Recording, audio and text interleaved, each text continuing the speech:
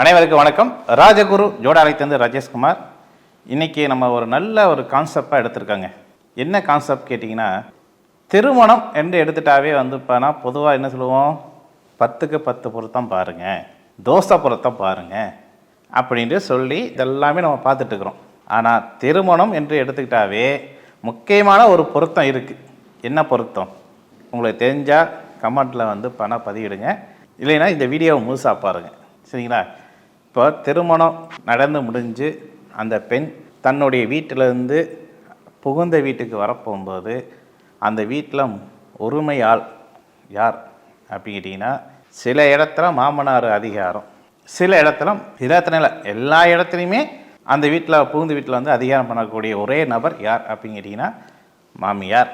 மாமியாருக்கு மிஞ்சின அதிமருந்து கிடையாது அப்படின்னு சொல்லுவாங்க. அந்தமாரி நம்ம ஒரு பெண் கல்யாணம் ஆகி புகுந்த வீட்டுக்கு வரப்போகும்போது நிச்சயம் திருமணத்துக்கு முன்னாடி பார்க்கக்கூடிய பொருத்தத்தில் 10க்கு 10 பொருத்தம், நட்சத்திர பொருத்தமாக இருக்கலாம், ஜாதக பொருத்தமாக இருக்கலாம், இல்லை தனிப்பட்ட முறையில் அந்த பெண்ணுக்கும் ஆணுக்கும் உண்டான மனப்பொருத்தமாக இருக்கலாம்.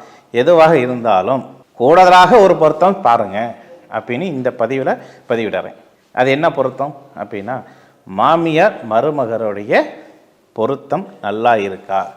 இது எப்படிங்க மாமியார் மருமகருடைய பொருத்தம் எப்படி அப்படிங்கிட்டிங்கன்னா, நீங்கள் ஜாதகத்தை கொண்டு போய் ஆணுடைய ஜாதகத்தையும் பெண்ணுடைய ஜாதகத்தையும் மேட்ச் பண்ணுறதுக்கு கொண்டு போக முன்னாடியே அந்த பொண்ணுடைய ஜாதகத்தில் மாமியாருடைய கேரக்ட் எப்படி இருக்குது, என் பொண்ணுக்கு வரக்கூடிய மாமியார் எப்படி இருப்பாங்க, அதில் பார்க்க முடியுமா, ஜாதகத்தை பார்க்க முடியுமா?